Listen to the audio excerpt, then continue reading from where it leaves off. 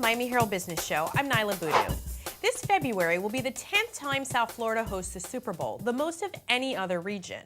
NFL-backed economic studies say hosting the event provides a boost of more than $450 million for our entire region. But academics who also study this say that number is inflated.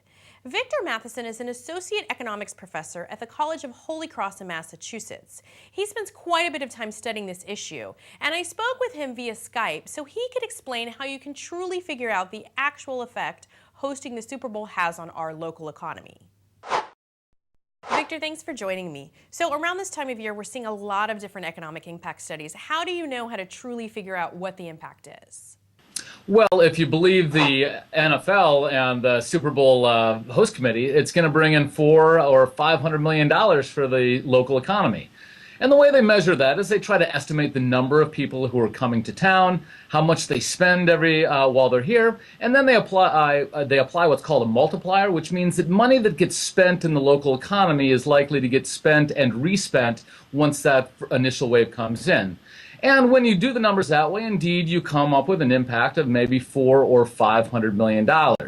But when economists go back and actually look how much the people of Miami actually benefit from such a thing, we get numbers that are way, way lower. Why is that? Are there certain assumptions or things that are made that they do that you don't do? Well, the two main reasons that the NFL comes up with much higher numbers than economists do is, first of all, number one is what's called the crowding out effect.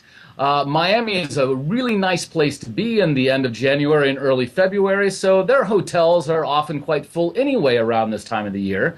When you have a bunch of Super Bowl fans coming in, and they displace the people who would be otherwise.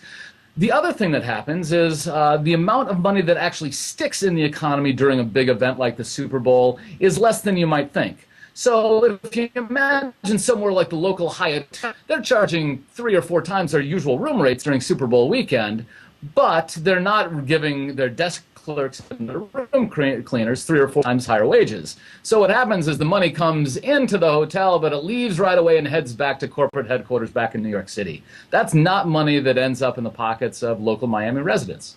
All right, well, thanks so much, Victor. Thanks for those insights. Well, it's been my pleasure to be here. Matheson says the best way to measure economic impact is to measure it after the fact. He says he's working on methods that will figure that out quicker, in a few months rather than much later.